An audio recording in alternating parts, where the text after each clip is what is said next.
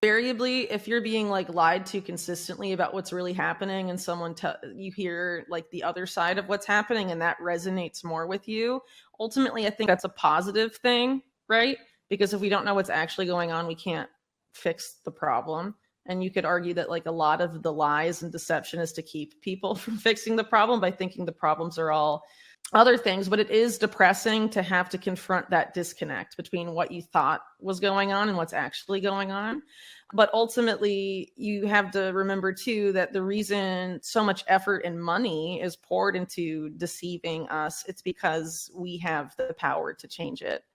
And a lot of it just comes down to completely like non-violent things people can do. Whitney Webb sheds light on a pressing issue: the relentless dissemination of deception and misinformation within our society, profoundly influencing our perception of the world.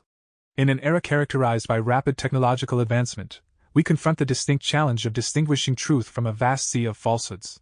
Recent research, such as that from Lancaster University, cautions that by 2040, AI-generated content will significantly blur the lines between reality and fabrication.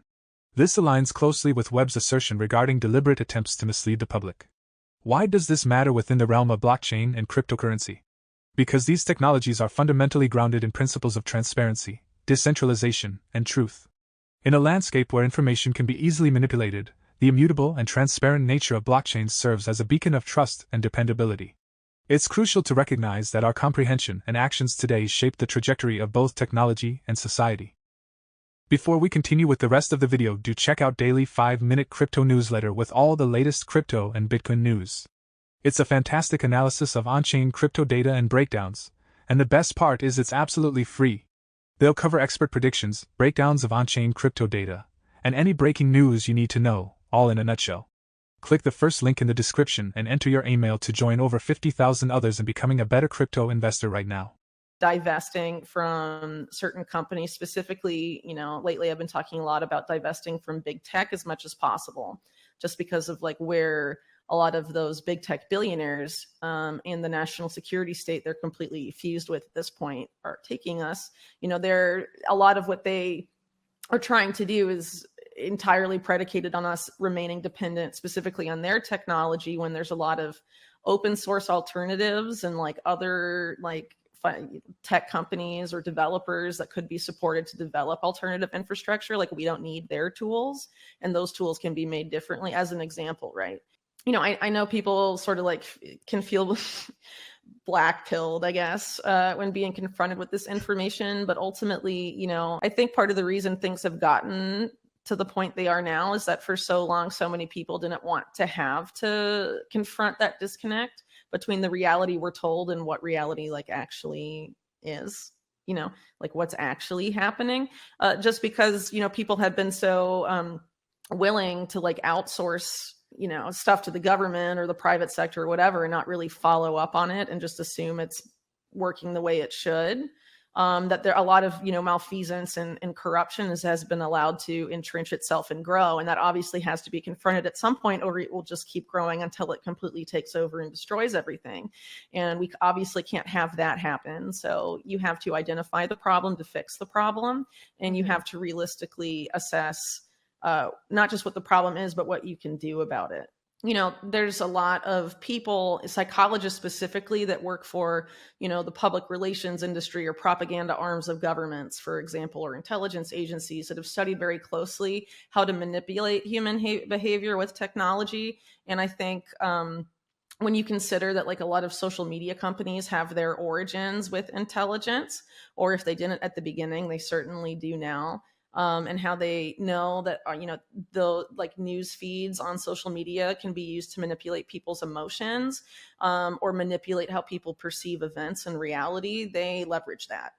And to think they don't leverage that, I think would be really naive. So as an example, one that's like sort of well-known and easy to find if you search for it online, is Facebook attempting to study how to manipulate people's emotions to make them feel like more negatively, like intentionally make them more depressed, by bombarding them with like largely negative, news on their news feed, right? And so, we can assume that they do that with all sorts of things and specific events. And when you consider the fact that we know now, and we've known for some time, quite frankly, that a lot of these companies, for example, selectively censor things, they're trying to cultivate the public's perception of events and reality and all sorts of different things. And so social media is a big tool for that. And then also, the whole like dopamine stuff with like in like attention span impacts that social media and like stuff like TikTok and all of that is having on people. It's not really talked about enough, and for those of us that lived a decent part of our lives without that stuff, it affects us differently than like little kids that are exposed to that from extremely young ages. And how does that affect the brain? How does it affect socialization when all of that is still like developing? I think a lot of that has had like mostly negative impacts, and a lot of it doesn't get talked about. It gets normalized. And, there's a whole, we could do probably a whole podcast just discussing like all the different impacts that has on people and the type of impact it's had on different generations. As we delve deeper into Whitney Webb's insights, we uncover the intricate intertwining of big tech and the national security state. This convergence extends beyond mere concerns of data privacy or market dominance. It revolves around shaping narratives and controlling societal perceptions. The ramifications of this fusion are already evident, particularly in the realm of AI development, where the potential for misuse looms large. Experts warn of a future where AI's irresponsible deployment blurs the distinction between accidents and criminal acts, posing complex challenges for accountability. These concerns echo Webb's apprehensions regarding the fusion of technology and power structures and its potential to distort reality. In the crypto and blockchain community, there's a profound understanding of the importance of counteracting these trends by advocating for and supporting decentralized platforms. Such efforts not only challenge the monopoly of big tech but also foster a digital ecosystem that prioritizes transparency and equity. This stance transcends mere technological considerations. It embodies a commitment to forging a more democratic and open future. Another big problem, though, that does come up a lot in my work is the role of like how that data produced by all of this is harvested by intelligence agencies and then fed into AI, tied up with like this blob of Silicon Valley national security stuff, because they really are fused. They're the private contractors for the intelligence agencies, and there's a lot of overlap at this point between them, but there's a lot of efforts to like use AI predictively to see like who's going to do what, or will this person commit a crime? Will this person do that before, like this whole pre-crime paradigm and all of this other stuff. And we're seeing this trouble push to sort of define alleged misinformation online, like treating that as like cyber terrorism or a cyber crime. That speech, online speech, is becoming criminalized. It's not just like censoring, it's like moving into that other sphere. So there's a lot of problems there. And so like a lot of the people that own this technology that's having these other like psychosocial impacts, negative impacts on humanity, are also controlled by a very centralized group that has like very specific agendas. In my opinion, they're essentially in control of the US government, and they're like I see them as pretty much overtly fascist at this point. A lot of the Silicon Valley billionaires very interested in having like very tight control over the US political system. They do in terms of like political financing and stuff of both parties, and over our media, and just an insane amount of involvement with intelligence agencies, the military. As an example, like former CEO of Google, Eric Schmidt, is like funding major parts of the Biden administration right now. He's been a longtime big donor to the Democrats specifically, but he's basically like been in charge of national security AI policy. He was the chair of the National Security Commission on AI.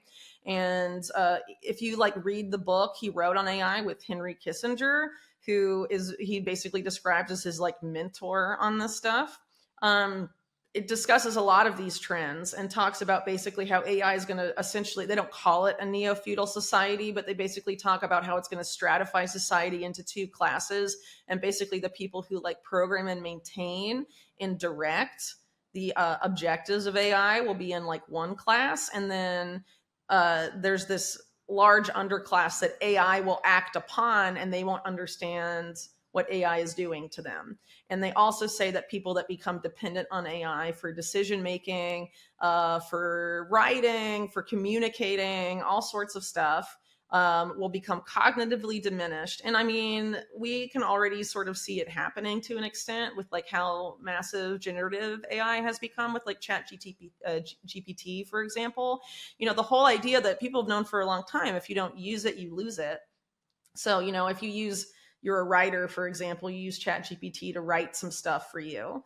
You know, maybe you do it occasionally at first, but then you become dependent on it and then you forget how to write without it. I mean, that's essentially what they're talking about. And that's where they're taking us with really everything AI is offering to help us with. And ultimately, people that are so cognitively diminished, they can't understand what's happening to them, while you have this programmer class at the top that's like directing how AI herds us all. They're openly talking about how this is going to be the impact of that technology. And it's Silicon Valley in bed with the national security state. It's like very over in your face. The big billionaires of Silicon Valley, they dominate our social media, our communication, in political discourse in a very significant way. They are a major force in campaign donations. They dominate our politicians in a very significant way.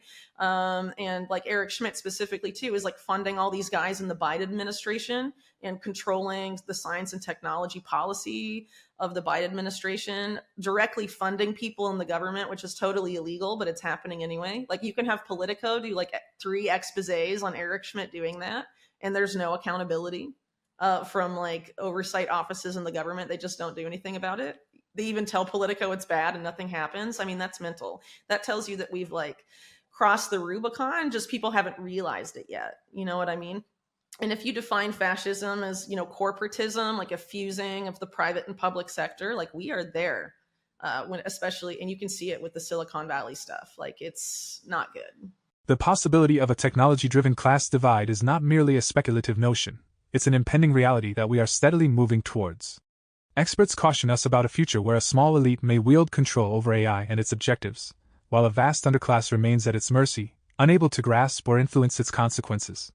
This stark stratification mirrors Webb's admonition regarding the power imbalances exacerbated by technological progress.